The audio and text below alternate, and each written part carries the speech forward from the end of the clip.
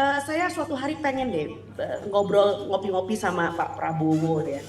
Barangkali dengan kelembutan hati ya kan, Bapak kan pengen anak Indonesia sehat. Bapak kan pengen Indonesia tuh dielulukan di WHO ya, bahwa program kita berhasil. Yuk kita lihat fakta. Barangkali beliau juga belum terpapar dengan fakta. Lebih lucunya lagi, susunya itu cuma dikasih karton yang cuma 115 mili, Mbak. Lalu faedahnya apa? Kalau orang faedahnya apa? Susu cuma 115 mili, kadar susunya 30%, ya you can count lah. Ya proteinnya piro, kalsiumnya piro, fosfor mangkannya piro. Nah, tapi kalau ngomongin UPF ini, Dok, kan kalau tadi pagi nih sebelum rapat DPR, Kepala BGN Profesor Dadan itu bilang kalau susu UHT plain masih boleh gitu, dianggap oke. Nah, tapi kalau menurut Dok sendiri, apakah sebenarnya susu UHT bisa dibilang aman atau tetap masuk ke kategori yang perlu dibatasi, Dok? Gini ya. Ada suatu sentimen yang menarik ya. Kenapa sih maksa mesti susu? Apakah instruksi presiden? Karena presiden menginginkan semua anak Indonesia pokoknya bisa makan susu, minum susu. Ini menarik ya. Barangkali saya suatu hari pengen deh ngobrol ngopi-ngopi sama Pak Prabowo ya. Barangkali dengan kelembutan hati ya kan, Bapak kan pengen anak Indonesia sehat. Bapak kan pengen Indonesia tuh dielulukan di WHO ya, bahwa program kita berhasil. Yuk kita lihat fakta. Barangkali beliau juga belum terpapar dengan fakta bahwa 80% penduduk Melayu itu intoleran laktosa. Itu etnik sama seperti kamu dan saya, warnanya kulit saya kuning langsat atau sawo matang. Ya, tetapi kita nggak bisa ngegosok kan lo pakai pemutih kan sampai kayak bening kayak orang Korea gitu kan ya. So, itu bukan hal yang nista bahwa kita tuh intoleran laktosa, sama seperti saya. Dan seperti yang saya udah bilang di awal di pertemuan saya dengan DPR, intoleran itu tidak sama dengan alergi, Mbak. Alergi itu dengan satu kali paparan, masalahnya muncul. Entah itu ruam, entah itu sesak, entah itu diare atau muntah, itu adalah alergi. Less than 1 hour. Tetapi yang namanya intoleran, itu Anda harus terpapar berulang kali. Sampai akhirnya gejala itu muncul. Ya ini bedanya sama seperti mertua lo tinggal cuma 3 hari buat libur, sama mertua lo nempel 3 bulan.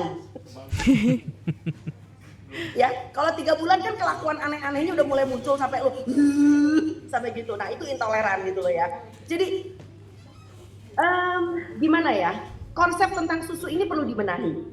Bahwa kita nggak minder banget kok kita nggak minum susu. Karena apa? Justru Indonesia lebih keren kalau anak-anak kita bisa makan telur, makan ikan, bahkan makan lobster. Ya, daerah Indonesia Timur tuh kaya dengan lobster. Tapi sial banget lobster itu dijual buat orang Korea, buat orang Australia. Lalu anak kita cuma makan kerupuk ikan, Mbak. Kesel nggak sih lo? Gitu loh ya. Barangkali orang Jawa nggak punya kesempatan makan lobster, tapi justru orang-orang Indonesia Timur, orang Timur kita tuh kaya bisa makan dengan ikan, dengan lobster, kemewahan yang tiap hari. Nah, yang kayak begini kan nggak bisa kita generalisir mereka harus minum susu. Itu satu. Dan yang kedua, yang lebih menarik, akhirnya susu ini karena banyak kastanya, maka muncul susu-susuan. Yang kalau Anda perhatikan di komposisinya, nomor 1 tulisannya air. Susunya 30%. Lalu selebihnya ada yang Anda ngomong barusan, ada gula, ada perisa, ada penstabil nabati. Ya, saya berusaha untuk berpikir dengan cara berpikirnya orang ya. Jadi begini, oh mungkin dikasih susu yang cuma 30% supaya intoleran laktosanya nggak nongol. Ya kan cuma 30% susunya. Tapi ini kan pembohongan publik kan. Gitu loh, penting loh saya ini. Nah, lebih lucunya lagi, susunya itu cuma dikasih karton yang cuma 115 mili, Mbak. Lalu faedahnya apa? Kalau orang faedahnya apa? Ya kan? Susu cuma 115 mili, kadar susunya 30%, ya you can count lah. Ya proteinnya piro, kalsiumnya piro, fosfor mangkannya piro. Lebih mahal kotak pembungkusnya itu kali daripada isi susunya. Ya, lebih parah lagi kalau di daerah-daerah anak-anak nggak suka susu tawar. Maka requestnya adalah susu rasa coklat. Gulanya sekian gram. ya kenapa kamu nggak bagi permen coklat aja sekalian dah, gitu loh. Ya jadi ini adalah sesuatu hal yang menurut saya kok maksa nemen gitu loh. Ya kan? Ya mungkin karena ini adalah bagian dari passion presiden, I never know ya. Tapi saya mendengar selentingan demikian bahwa presiden menginginkan anak-anak Indonesia minum susu. Ya barangkali beliau juga tidak paham bahwa susu is not that necessarily should be present gitu loh ya. Jadi kita lebih baik Indonesia itu punya aneka olahan protein hewani. Nah, barangkali itu yang bisa saya jelaskan tentang persusuan ini. Dan jujur ngomong, udah deh, kita sudah punya lompatan kuantum ya. Kita udah keluar dari paket sempurna. Tolong jangan dibalikin lagi.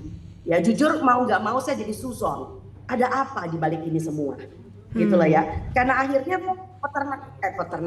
peternak susu ya, peternak susu lah. Peternak sapi kita juga nggak sebanyak itu banget. Ya, akhirnya sampai sempat awal tahun punya ide sampai ngimpor susu dari Australia, maksudnya ngimpor sapi dari Australia segala macam. Ntar dulu, gedein sapi itu lebih mahal daripada gedein anak orang nih, tak kasih tahu. Sapinya kan harus diperlakukan baik supaya susunya berkualitas, betul nggak? Ya, makanannya juga mesti terjamin, gitu loh ya. Padahal kita punya ternak ayam, ternak bebek, ternak burung puyuh. Itu adalah suatu kekayaan lokal yang Anda harus gali.